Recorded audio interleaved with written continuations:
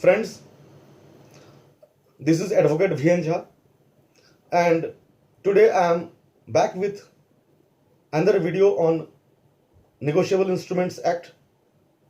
And today I will be giving a small presentation on the scope of compensation in check bouncing cases. Friends, as you all know, that the lower courts as well as the High Court and also the Supreme Court, the entire judiciary is overloaded with huge pendency of cases. In such a scenario, the normal time taken for disposal of any case and particularly check bouncing cases is from a minimum of 3 years to a maximum of God knows how much time it will take. And this is against mandated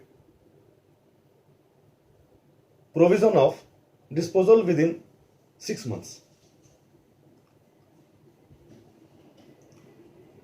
It becomes very difficult for we legal professionals to convince clients that it is not possible to dispose of the case within 6 months. Even if the court wants, it cannot. It cannot help disposal because the diaries of the court do not permit fixing of cases more than a certain number of cases. So it is not possible.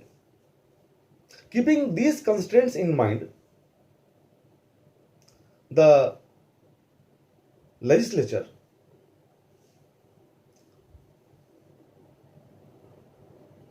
effected 2 amendments in Negotiable Instruments Act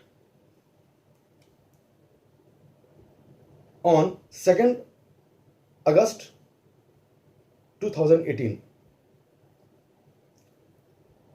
These 2 amendments were by inserting Section 143A and Section 148. Both these sections deal with payment of compensation. I will come one after another. Section 143A deals with the power of court to order payment of interim compensation to the complainant by the accused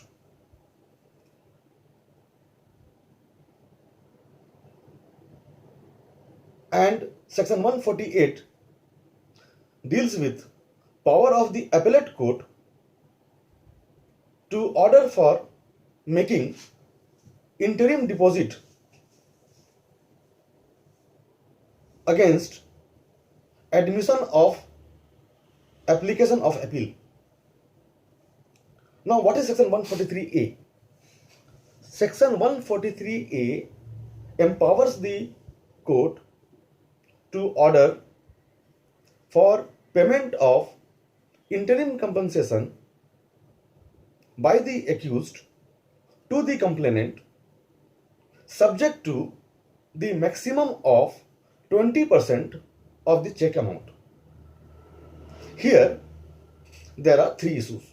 Number 1, at which stage the interim compensation is to be paid. Number 2, what is the time frame for payment of interim compensation? Number 3, what will happen on acquittal of the accused? Now, number 1, the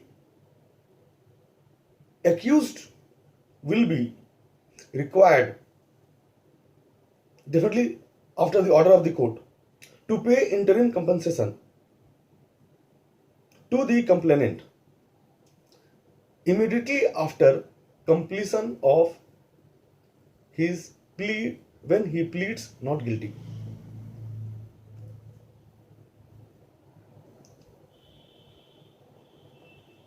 That is, after receipt of summons, when the accused appears in court, prays for bail, bail is granted, then plea is conducted, and immediately after plea, the complainant has to make one application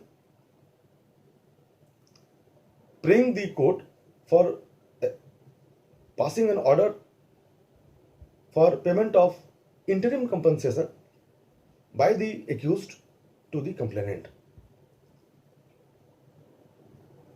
The court disposes of that application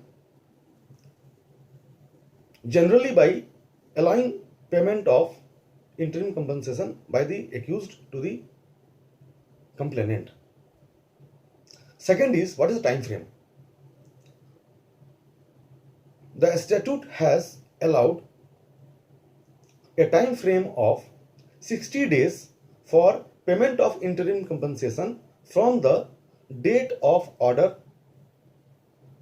extendable by another 30 days subject to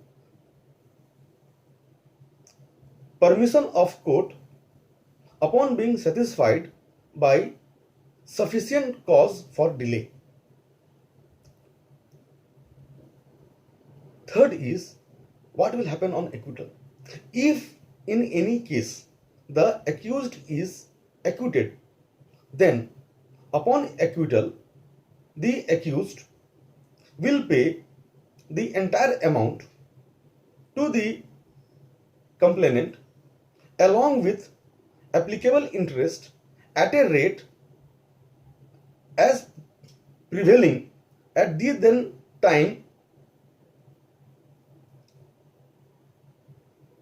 as per RBI's circular or as per RBI norms.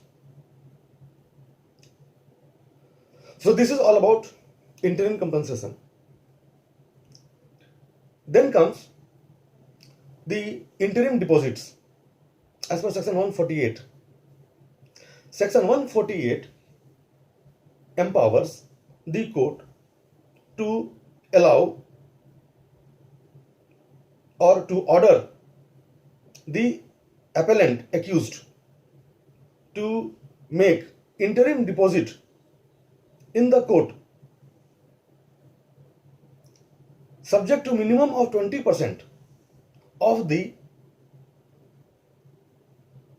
penalty or the compensation awarded by the trial court.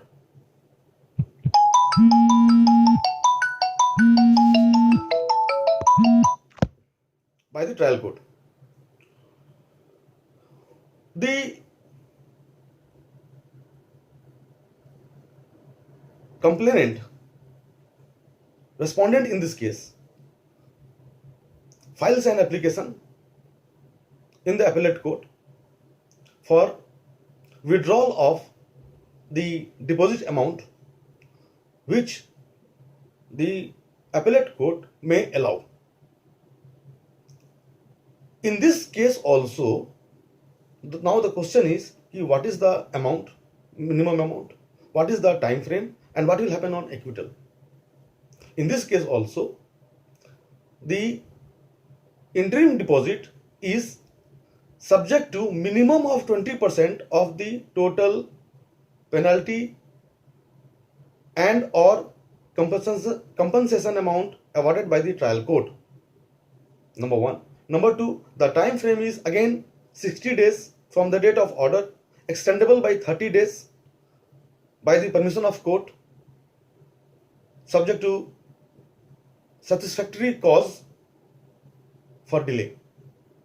And number three is, what will happen on acquittal? On acquittal, the accused will have to make full payment along with RBI's rate of interest to the complainant. By the complainant to the accused. the complainant will have to refund the full amount. Here, one thing is to be noted is that the interim deposit in court, in the appellate court, is in addition to the interim compensation that was already paid under section 143A. I repeat, the interim deposit payable in the appellate court against order of conviction for admission of application of appeal is in addition to the interim compensation already paid by the accused at the time of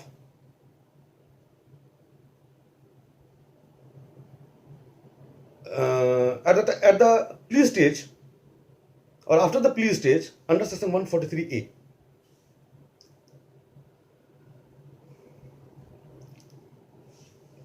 The one of the most important question is whether section 143A and 148 both these sections are retrospective in nature or prospective in nature, because these two sections have come after the amendment on 2nd August 2018.